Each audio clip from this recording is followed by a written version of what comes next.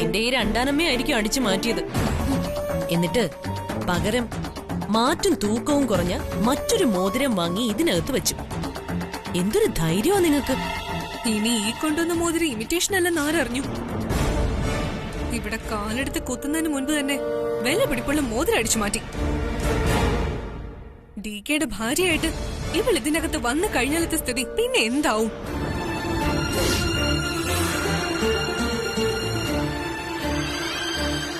നീ കൂടി അറിഞ്ഞിട്ടായിരിക്കും ഈ മോഷണം പ്ലാൻ ചെയ്തത് അല്ലേടി?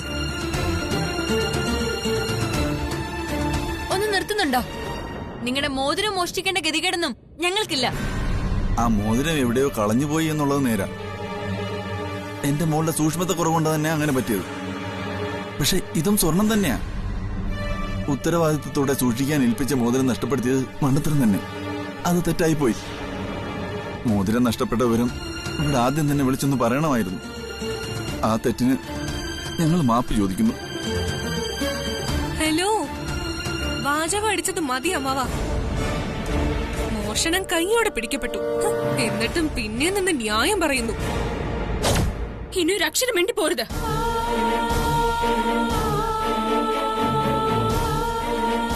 ഈ അധിക്ഷേപം കേട്ടു നിൽക്കാൻ എനിക്ക് പറ്റില്ല. DK, നിങ്ങൾ എന്തിനാ അതെന്നെ സൂക്ഷിക്കാൻ ഏൽപ്പിച്ചത്? എന്നെ കൊണ്ട് അതിന് പറ്റില്ലെന്ന് ഞാൻ നിങ്ങളോട് പറഞ്ഞതല്ലേ? എന്നിട്ടും നിങ്ങൾ അതെന്നെ നിർബന്ധിച്ച് ഏൽപ്പിച്ചു. നിങ്ങളുടെ നിർബന്ധ കാരണം ഞാനത് സൂക്ഷിച്ചും വെച്ചു. എന്നിട്ടത് കാണാതായി. അതെന്റെ തെറ്റാ, ഞാനത് സമ്മതിക്കുന്നു. പക്ഷെ അതിന്റെ പേരിൽ എന്റെ അച്ഛനെയോ അമ്മയോ അപമാനിക്കാൻ ശ്രമിച്ച അത് ഞാൻ സഹിക്കില്ല.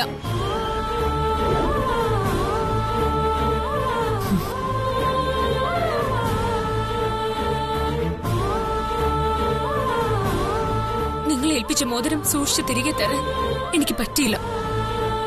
മാപ്പ്.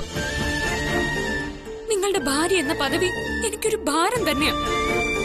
എന്നെ കൊണ്ട് അതിനൊന്നും കഴിയില്ല. ദയവ് ചെയ്ത് എന്നെ എന്റെ വഴിക്കൊന്ന് വിട്ടേക്കും പ്ലീസ്.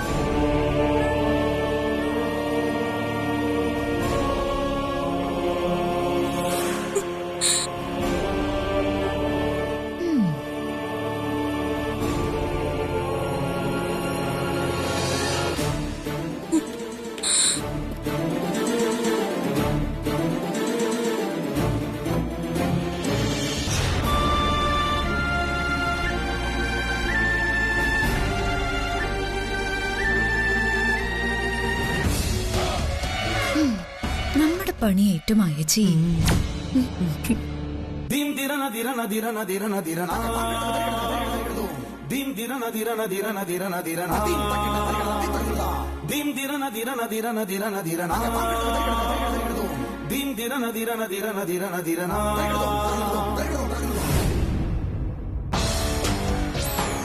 നിന്റെ ഈ രണ്ടാനമ്മയായിരിക്കും അടിച്ചു മാറ്റിയത്. എന്നിട്ട് പകരം മാറ്റും തൂക്കവും കുറഞ്ഞ മറ്റൊരു മോതിരം വാങ്ങി ഇതിനകത്ത് വെച്ചു. എന്തൊരു ധൈര്യമാ നിങ്ങക്ക്!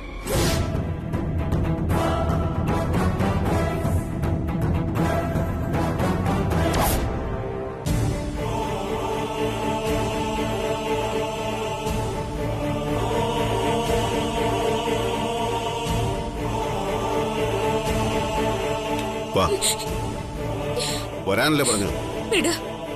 വിടാൻ ഞാൻ പോവാ. എന്നെ തടയരുത്. ഇനി ഈ ഭാരം താങ്ങാൻ എന്നെ കൊണ്ട് വയ്യോ. എനിക്ക് തന്ന വാക്ക് പാലിക്കാതെ നിനക്ക് ഇവിടെ നിന്ന് എങ്ങോട്ടും പോകാൻ പറ്റില്ല. ഇതിലും ഭേദം നിങ്ങൾ എന്നെ കൊല്ലുന്നതാ. ഈ അപമാനം സഹിക്കാൻ എന്നെ കൊണ്ട് ഇനി പറ്റില്ല. ഇത് നീ സ്വയം വരുത്തി വെച്ചതാണ്. ആ മോതിരം സൂക്ഷിക്കുന്നതിൽ നിനക്ക് കുറച്ചുകൂടി ശ്രദ്ധിക്കാമായിരുന്നു. അവനവൻ ചെയ്യേണ്ട ജോലികൾ കൃത്യമായി ചെയ്യാതിരുന്നാൽ ചിലപ്പോ ഇതുപോലുള്ള വാക്കുകൾ കേട്ടെന്ന് വരും. ആ മോതിരം നീ നഷ്ടപ്പെടുത്താൻ പാടില്ലായിരുന്നു. നഷ്ടപ്പെടുന്നത് മോഷ്ടിക്കുന്നത് ഒന്നാണോ? ഞാൻ അങ്ങനെ ചെയ്യില്ല എന്ന് നിങ്ങൾക്ക് നന്നായിട്ട് അറിയാം. എന്നിട്ടും മരുമക്കള് പറഞ്ഞതെല്ലാം നിങ്ങൾ കേട്ടു നിന്നു. ഒരു വാക്കുകൊണ്ടുപോലും നിങ്ങൾ അവരെ തടഞ്ഞില്ല. എന്നെ എന്ത് പറഞ്ഞാലും ഞാൻ കേൾക്കും. പക്ഷെ എന്റെ കുടുംബത്തെ അപമാനിച്ച അത് കേട്ട് നിൽക്കാൻ എന്നെ കൊണ്ട് പറ്റില്ല. നിങ്ങളുടെ ഈ കൊട്ടാരത്തെക്കാളും ഏത് സൗഭാഗ്യത്തെക്കാളും വലുതാണ് എനിക്ക് എന്റെ കുടുംബം. ഞാൻ നിശബ്ദത പാലിച്ചത് മനഃപൂർവ്വം. ഈ അമരാവതിയിൽ ജീവിക്കേണ്ടി വരുമ്പോ നീ കുറച്ചു കാര്യങ്ങൾ നേരിട്ട് മനസ്സിലാക്കേണ്ടി വരും. എനിക്കിനി ഒന്നും മനസ്സിലാക്കാൻ താല്പര്യമില്ല. ആ മോതിരം നിങ്ങൾക്ക് ജീവനാ, എനിക്കതറിയാം. ഞാനത് നഷ്ടപ്പെടുത്തി. എനിക്ക് എന്നോട് തന്നെ പുച്ഛം തോന്നുക. അതുപോലെ സൂക്ഷിക്കാൻ കഴിയാത്ത എന്നെ കൊണ്ട് ഈ വലിയ കുടുംബമൊന്നും നോക്കാൻ പറ്റില്ല. നമ്മൾ തമ്മിൽ ചേരില്ല ഹിറ്റ്ലറെ. ഇനി എന്നെ നിങ്ങൾ ഈ ബന്ധത്തിലേക്ക് വലിച്ചഴക്കല്ലേ. നിന്നെ വലിച്ചഴിച്ചത് ഞാനല്ല, സുപ്രിയ. അവളുടെ ആഗ്രഹം എനിക്ക് സാധിച്ചു കൊടുത്തേ പറ്റൂ. നിങ്ങളുടെ ഭാര്യയുടെ ആഗ്രഹത്തിന് വേണ്ടി ഞാൻ എന്റെ ജീവൻ ബലി കൊടുക്കണോ? എനിക്കുണ്ടൊരു മനസ്സ്. അവിടെ എനിക്കുണ്ട് കുറച്ച് ആഗ്രഹങ്ങളും സ്വപ്നങ്ങളും.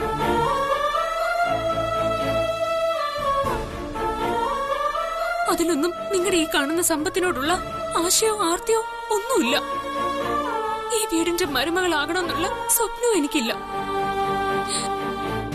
എന്റെ കുടുംബം, എന്റെ അനിയത്തി, അവളുടെ ജീവിതം,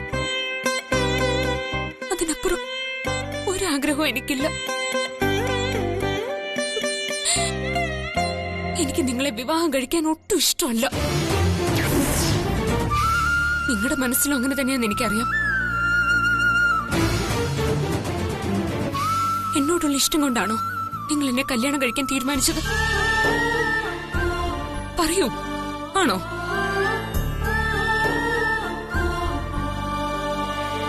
മറുപടിയില്ല അല്ലേ? നിങ്ങളുടെ ഭാര്യയുടെ അവസാനത്തെ ആഗ്രഹം സാധിച്ചു കൊടുക്കാൻ നിങ്ങൾക്കൊരു പെണ്ണ് വേണമായിരുന്നു.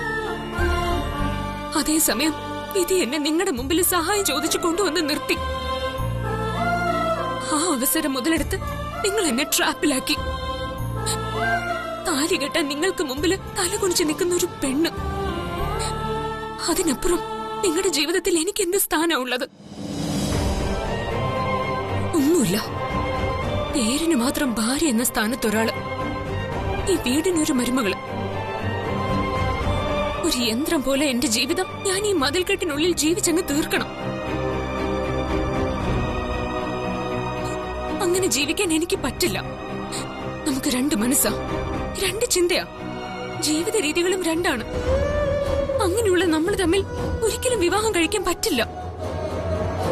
എനിക്കൊരു പാവയാവാൻ വയ്യോ.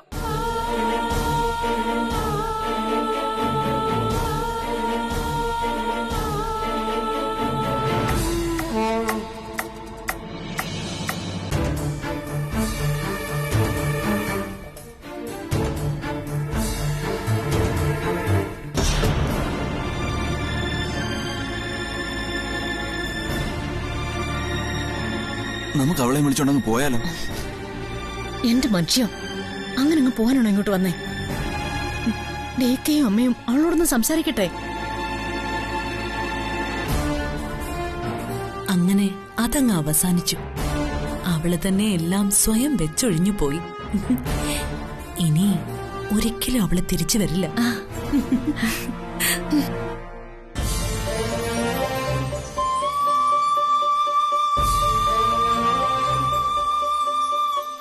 നീ ഈ പറഞ്ഞതെല്ലാം എനിക്കറിയാവുന്ന സത്യങ്ങളാ.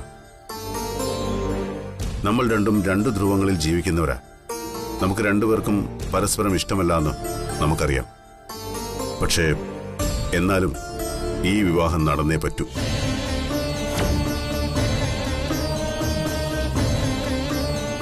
മനസ്സുകൊണ്ട് സമ്മതമല്ലാത്ത കല്യാണത്തിന് ഏത് മോതിരം ഇട്ടാലും മതി.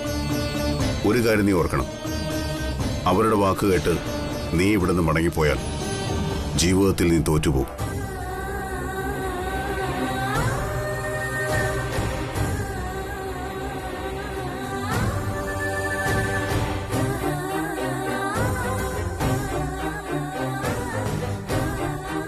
എനിക്കറിയാം, ഞാൻ നിന്നെ ഇതിലേക്ക് വലിച്ചഴിച്ചതാണ്.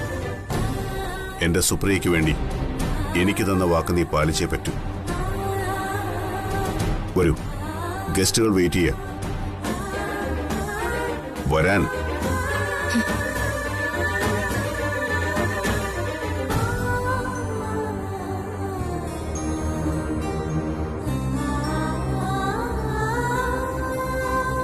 ഒരു കാര്യം നീ ഓർത്തോ, നിന്റെ കുടുംബത്തിന്റെ സുരക്ഷിതത്വം ഈ വിവാഹത്തിലാണ്. നീയും നിന്റെ കുടുംബവും ആരുടെ ഒന്നും മോഷ്ടിക്കില്ല എന്ന് എനിക്കറിയാം. പക്ഷേ ഇവിടുന്ന് ഒളിച്ചോടിയിട്ടല്ല അത് തെളിയിക്കേണ്ടത്. മുന്നിലുള്ള വെല്ലുവിളികളെ നേരിട്ടിട്ടാണ്. അമ്മേ, ഇവിടെ അകത്തേക്ക് കൂട്ടിക്കോളൂ.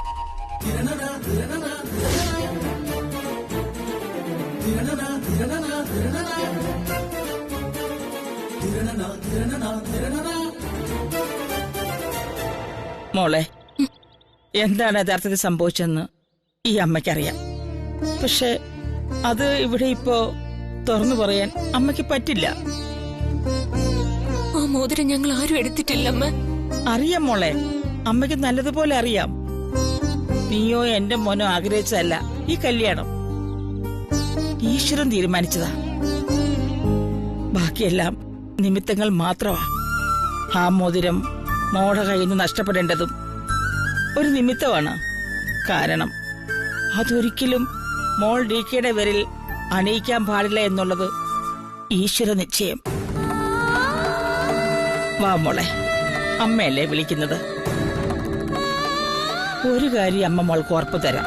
ഇന്നു മുതൽ ഈ വീട്ടിൽ എല്ലാവർക്കും മേലെയായിരിക്കും മോടെ സ്ഥാനം.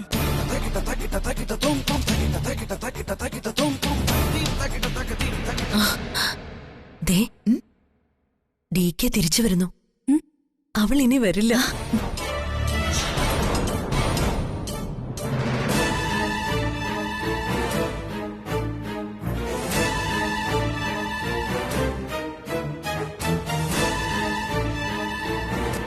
നിന്റെ അച്ഛനും അമ്മയൊക്കെ ഇപ്പൊ തോറ്റു നിൽക്കുക. അവരെ ജയിപ്പിക്കാൻ നിന്നെ കൊണ്ടേ പറ്റൂ. അതിന് ഇത് നടന്നേ മതിയാകൂ.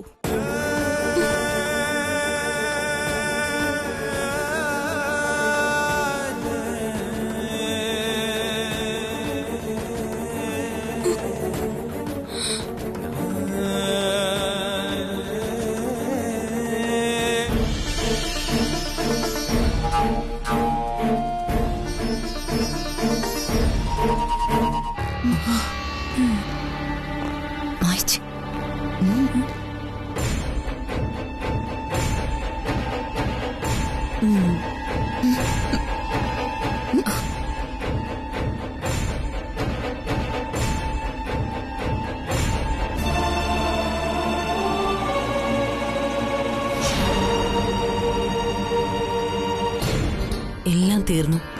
ജ്യോതിയെ കൊണ്ടുള്ള ശല്യം ഇതോടെ തീർന്നു.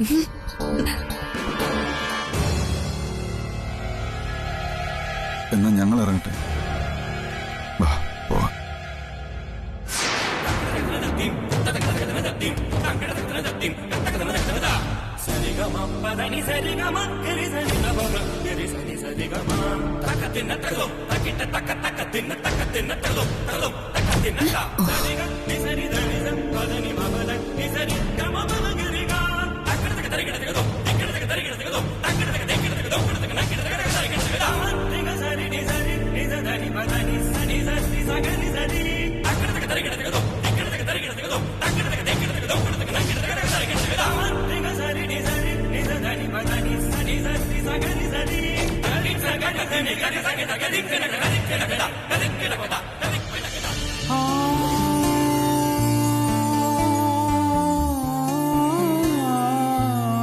ബാബു,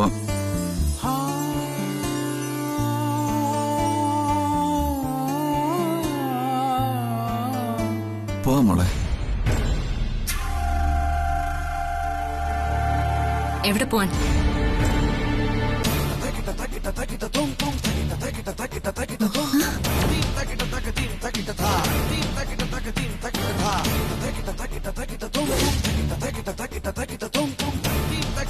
നമ്മൾ വന്നത് എൻഗേജ്മെന്റിനാണ്. അത് കഴിഞ്ഞിട്ടേ നമ്മൾ തിരിച്ചു പോകുന്നുള്ളൂ.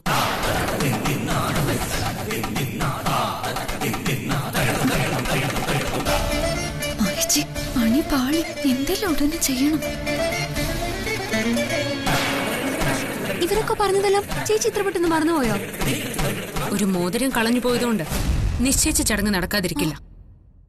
അത് നടക്കണം.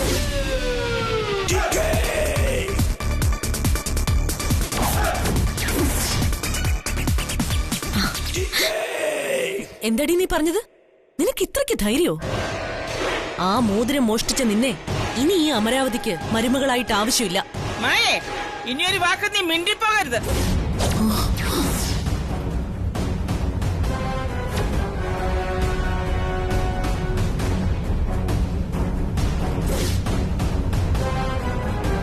ഇന്നു മുതൽ ഈ വീട്ടിൽ സംസാരിക്കാൻ പോകുന്നത് എന്റെ മരുമകളാകാൻ പോകുന്ന ഇവൾ മാത്രമായിരിക്കും.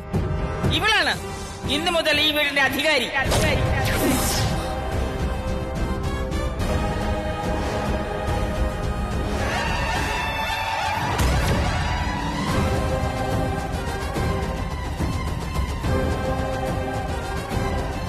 എന്റെ മരുമകളാ നീ. നിനക്ക് കിട്ടേണ്ട ബഹുമാനവും സ്ഥാനവും ഇവിടെയുള്ളവർ നിനക്ക് നൽകും. അമ്മേ, അമ്മ എന്തൊക്കെയായി പറയുന്നേ? മോതിരത്തിന്റെ കാര്യത്തിൽ ഒരു തീരുമാനം ആവാതെ ഇതെങ്ങനെ നടക്കും?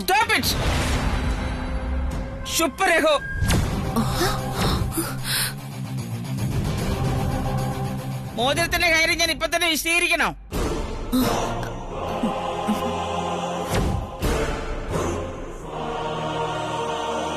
ഒരു മംഗളകാര്യം നടക്കുമ്പോ മര്യാദയ്ക്ക് വേണം പെരുമാറാൻ. അത് വയ്യാത്തവർക്ക് പുറത്തു പോകാം.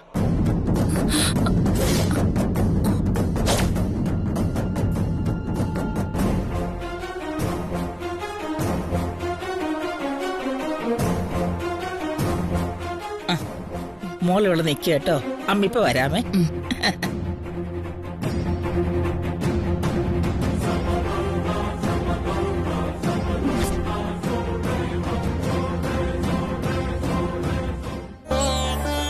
എന്റെ കണ്ണ എല്ലാം ഭംഗിയാക്കി തരണേ കൃഷ്ണ.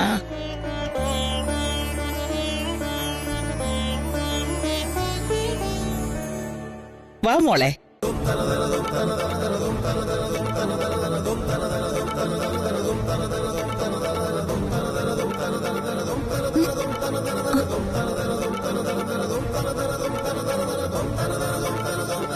ഒന്നേ ദേവാ, നീ അവിടെ ഇരിക്കേ.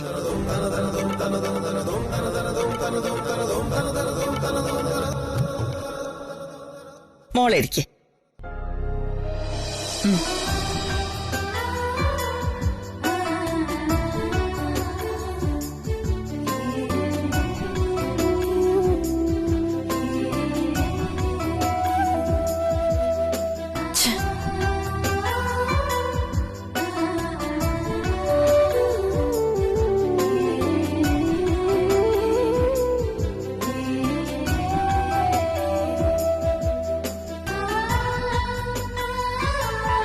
ആശാലതെ ആ മോതിരിക്കതാ.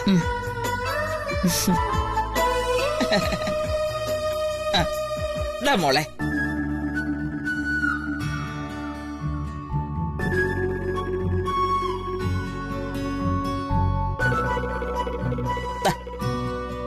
മോനെ.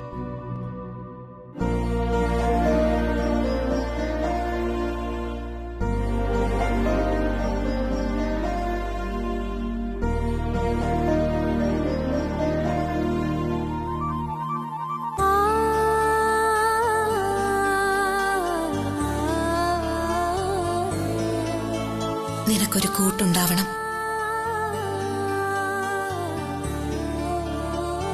എനിക്ക് പകരം നിന്റെ ജീവിതത്തിലേക്ക് ഒരു പെൺകുട്ടി വരണം.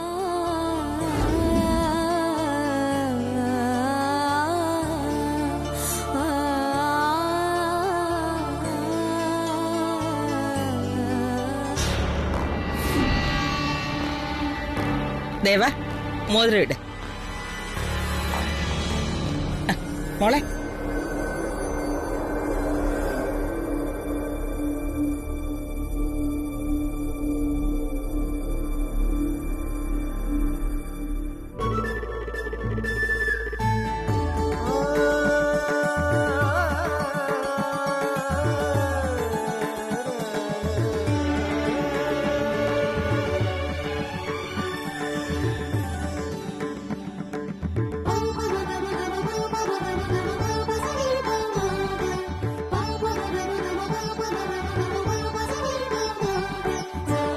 മോളെ മോതിരം ഇട്ടോളൂ.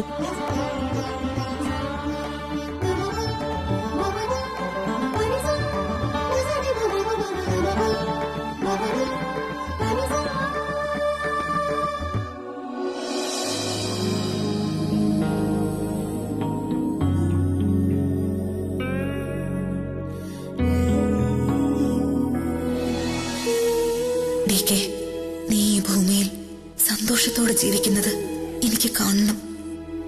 അതുകൊണ്ട് നിന്നെ ഞാൻ മറ്റൊരാൾക്ക് നൽകുകയാണ്.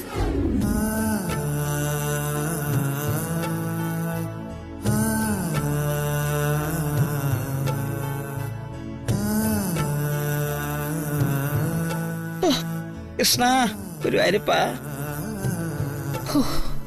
ദൈവം ഉണ്ടെന്ന് ഇപ്പം മനസ്സിലായി. ഈശ്വര, നീ എന്റെ പ്രാർത്ഥന കേട്ടു.